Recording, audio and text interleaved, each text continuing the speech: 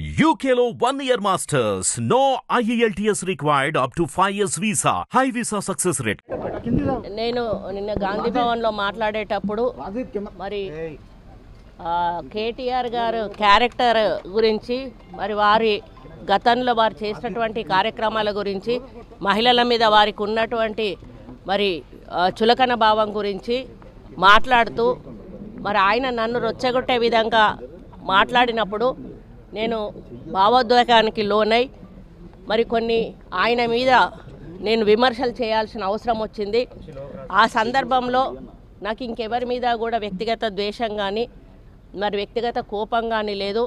అనుకోని ఆ సందర్భంలో ఒక కుటుంబం మాట నేను తీయడం ఏదైతే ఉందో అది అనుకోకుండా నా నోటి నుంచి జరగడం జరిగింది.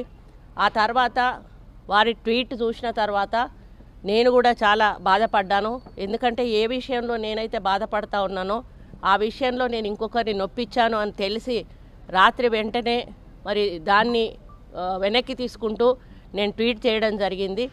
కాబట్టి నాకు జరిగిన అవమానం నేను పడ్డ బాధ ఇంకొకరు పడకూడదు అనేటువంటి ఒక ఆలోచనతోటి నేను బేషరతుగా దాన్ని వెనక్కి తీసుకోవడం జరిగింది.